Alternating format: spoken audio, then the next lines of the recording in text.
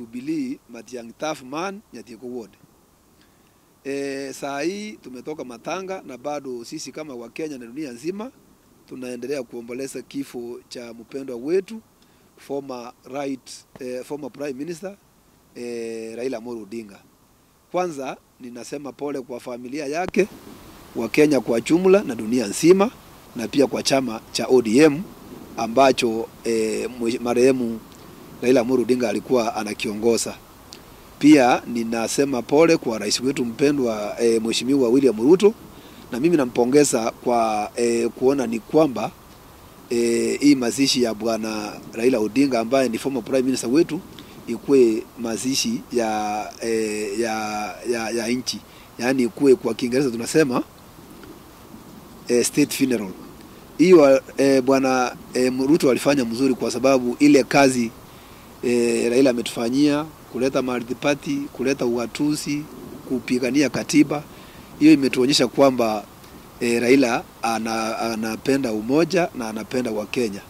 Na pia ninashukuru na kusema Wakenya tukue wavumilivu, tukue watulivu na tukue wapole tunapoendelea ile safari ya kumwaga mwenzetu ambaye ni mpendwa former prime minister Raila Amolo Odinga.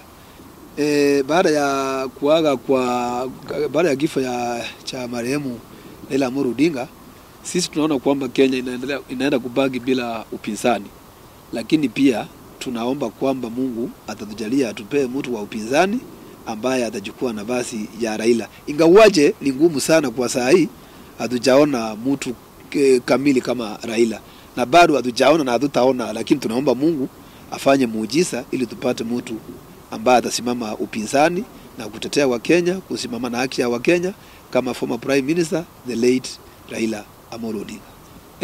Ningetaka hapo sasa mimi nasema bado kuna wengine ambaye Raila alikuwa anatembea na wao kama Kalonzo, Martha Karua yuko. So tunatarajia kwamba kati ya Martha Karua na Kalonzo mmoja atashikilia nafasi hiyo, na ile mambo matakwa ambaye Raila ameyaja nyuma sisi wenyewe tutasukuma tukiwa nao viongozi wengine. Kwanza nakumbuka Raila kwa kupigania haki za wanyonge, kupigania bei za bidhaa mbalimbali humu nchini, kuleta demokrasia na kupigania multi-party kama sasa sana mambo ya ugatuzi.